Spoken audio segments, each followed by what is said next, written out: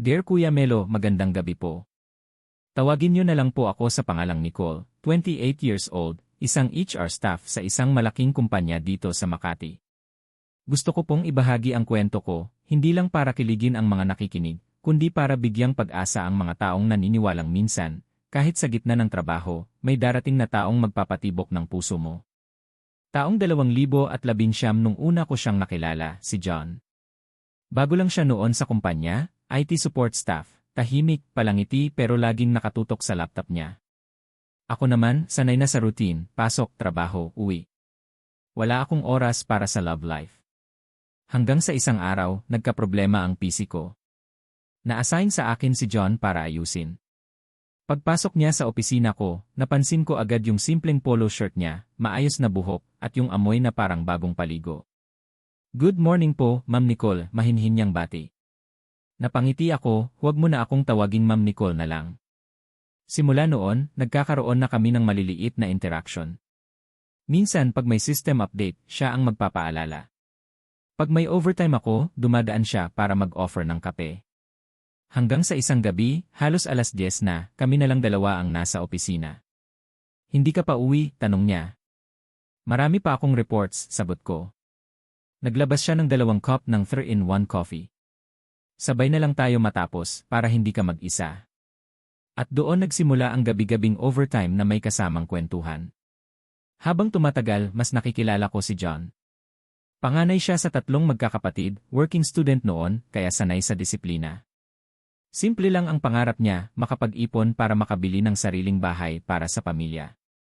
Napansin ko, kahit pagod, lagi siyang may oras para tulungan ako sa trabaho kahit hindi niya sakop.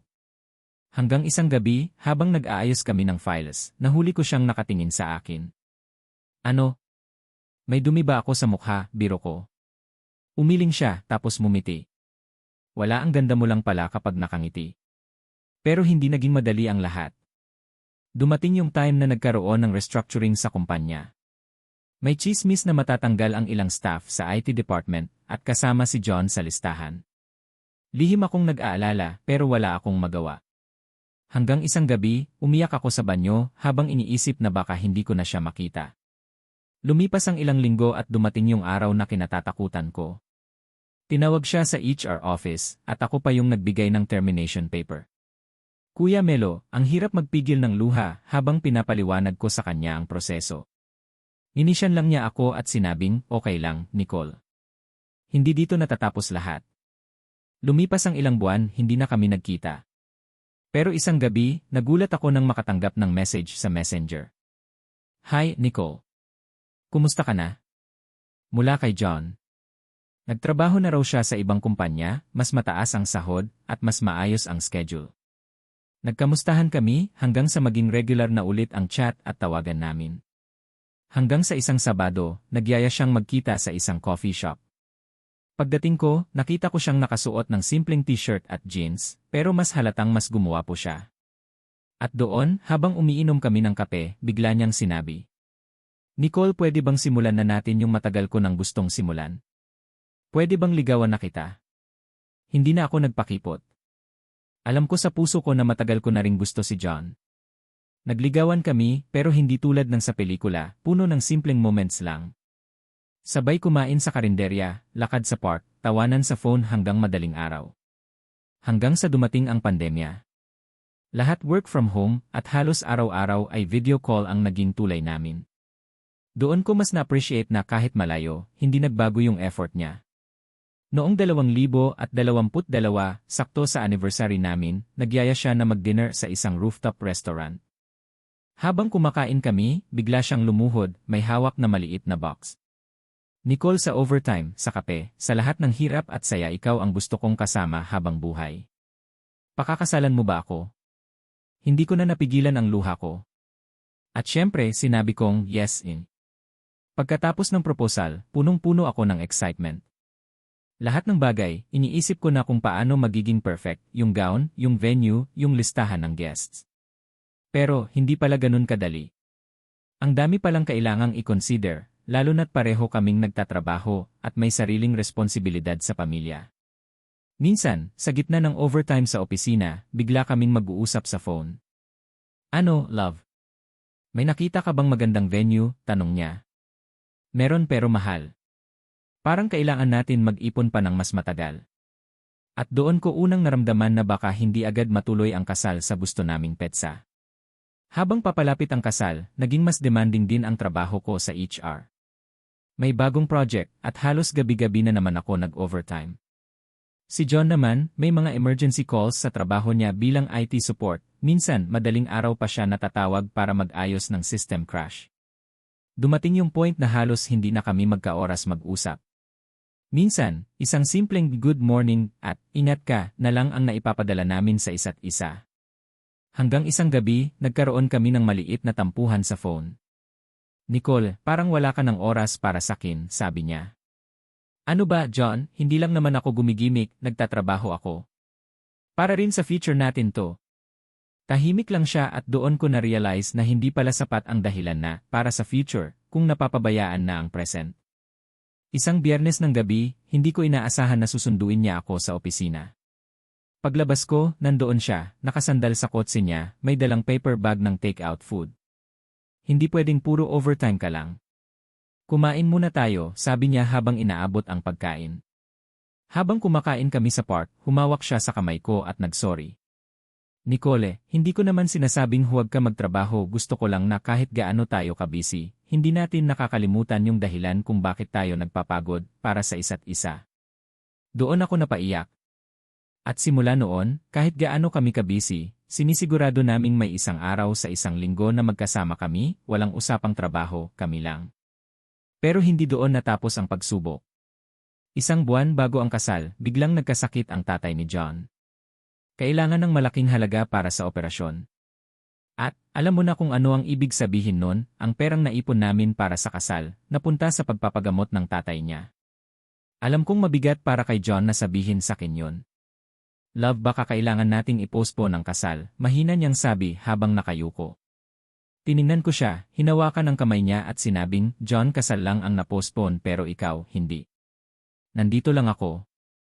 Dahil sa tulong ng ilan naming kaibigan at dagdag overtime, unti-unti kaming nakaipon ulit. Hindi na kasing bongga ng plano namin noon ang magiging kasal, pero mas may halaga, dahil alam naming pinagdaanan namin ang hirap bago makarating dito. 5:00 pa lang ng umaga gising na ako.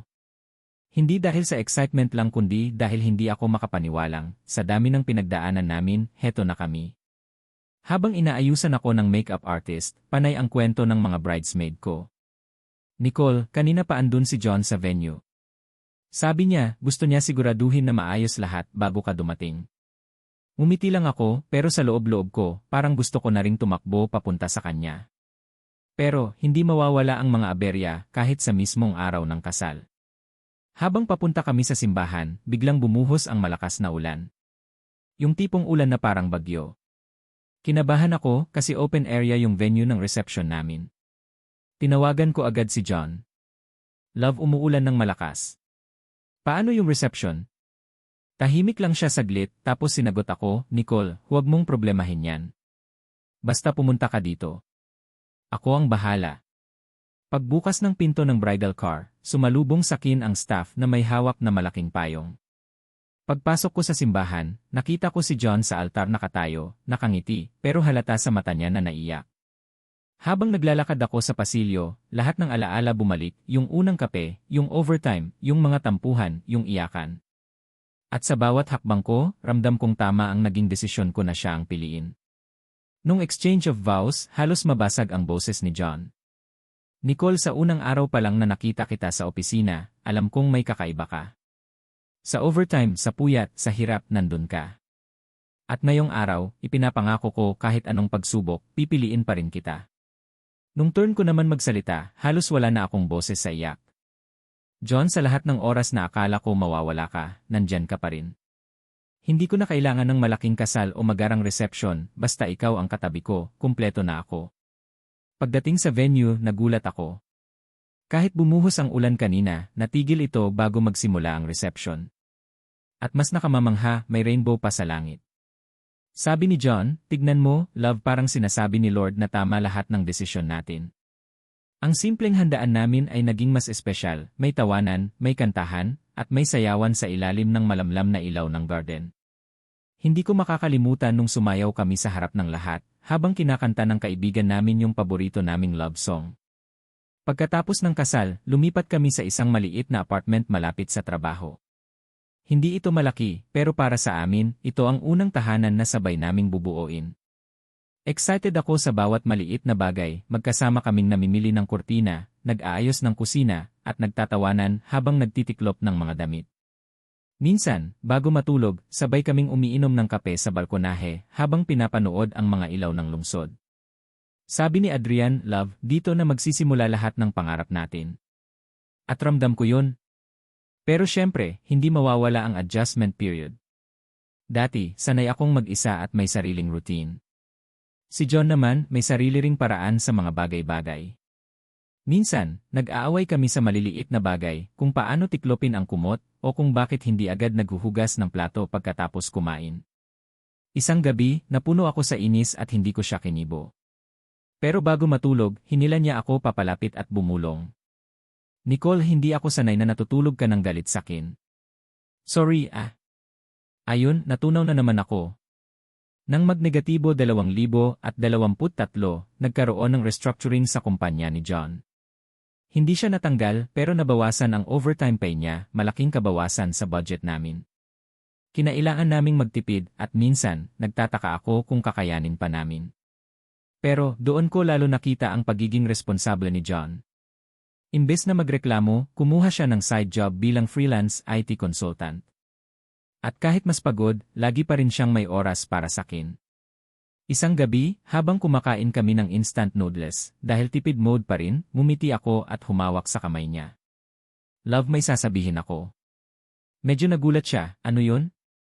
Huminga ako ng malalim at sinabi, "John, magiging tatay ka na." Hindi ko makakalimutan yung itsura niya, parang naghalo ang gulat, tuwa, at kaba. Hindi niya natapos yung noodles, niyakap niya lang ako ng mahigpit. Sabi niya, "Mas lalo kong pagbubutihan, Nicole. Para sa inyo ng anak natin." Ngayon 5 months pregnant na ako. Hindi ko alam kung anong klaseng magulang kami magiging, pero sigurado ako sa isang bagay, kung paano namin pinaglaban ang relasyon namin noon, mas lalo naming ipaglalaban ang pamilya namin ngayon. Inabot ng halos 9 na buwan ang paghihintay namin. Bawat araw, binibilang ko kung ilang linggo na lang bago namin makilala si baby. Si John, sobrang maalaga, siya ang naghahanda ng pagkain ko. Laging sinisigurado na may gatas ako sa gabi, at hindi ako pinapabayaan kahit pagod galing sa trabaho. Pero nung malapit na akong manganak, mas lalo siyang naging praning. Kahit simpleng reklamo ko na sumakit ang likod, bigla siyang tatayo at tatanungin, "Love, hospital na ba?" Napapatawa na lang ako, hahaha. Dumating yung araw na yun nang hindi namin inaasahan. Gabi pa lang, bigla akong nakaramdam ng matinding kirot. Si John, parang nabuhusan ng malamig na tubig sa kaba. Halos hindi na niya alam kung ano unahin, yung bag, yung baby's clothes, o yung tawagan ang pamilya namin. Pagdating sa ospital, hawak niya ang kamay ko mula sa emergency room hanggang sa delivery room. Sabi niya habang nanginginig ang boses, "Love, kaya mo to, nandito lang ako." Paglabas ni baby, hindi ko maipaliwanag yung saya. Umiiyak siya, pero mas malakas yung iyak ni John sa tabi ko. Sabi niya habang nakatingin sa anak namin, "Nicole, salamat. Siya na yung forever natin." Pag-uwi namin, doon namin naramdaman ang totoong hamon. Wala nang tulog. Si baby, iyak ng iyak sa madaling araw. Si John, kahit may pasok kinabukasan, gigising para siya ang magpalit ng diaper. Minsan, sabay kaming puyat, pero sa halip na mainis, natatawa na lang kami sa isa't isa. Sabi niya minsan habang karga si baby, "Naalala mo pa yung overtime natin sa opisina? Mas mahirap to pero mas masarap sa pakiramdam. Marami kaming isinakripisyo, wala na muna kaming date night sa labas, mas tipid sa gastos, at mas maraming oras sa bahay." Pero kapalit nun, bawat ngiti at tawa ng anak namin, parang napapawi lahat ng pagod. Minsan, habang nagkakape kami sa umaga, tititigan kami ni John at sasabihin, "Love, dati 2 lang tayo, ngayon 3 na. Mas kumpleto na tayo." Hindi ko malilimutan yung unang beses na gumapang si baby. Nasa sala kami noon, si John nakaupo sa sahig, at biglang gumapang papalapit sa kanya si baby habang tawa ng tawa. Halos maiyak si John sa tuwa, "Love. Nakita mo yun? Siya ang unang lumapit sa akin."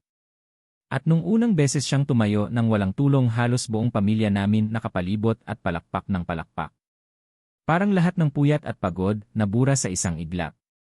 Dahil sa gasto sa gatas, diaper, at check-up, natututo kaming magtipid palalo.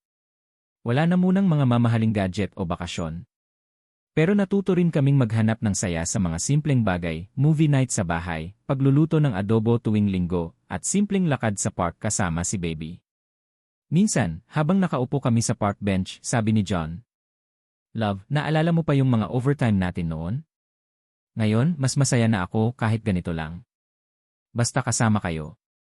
Siyempre, may mga oras na sinusubok kami ng pagod. May mga gabi na umiiyak si baby nang walang tigil at hindi namin alam ang dahilan. Minsan, nagkakatampuhan kami ni John dahil pareho kaming kulang sa tulog. Pero bago matapos ang araw, lagi kaming nagsusori at nagyayakap. Para bang lagi naming naaalala na kami muna bago lahat, kasi kung matatag kami, magiging matatag din ang pamilya namin. Ngayon, mag-iisang taon na ang anak namin. At sa bawat gising sa madaling araw, sa bawat patak ng pawis at luha, sa bawat tasa ng kape naming mag-asawa, habang may batang gumagapang sa paanan namin, mas lalo kong naintindihan kung bakit sinasabi ng matatanda na ang pamilya ang pinakamalaking proyekto ng buhay mo. Hindi ito madaling tapusin, pero kapag natapos mo ang isang araw ng magkasama at masaya, yon na ang tunay na tagumpay. Lubos na gumagalang, Nicole.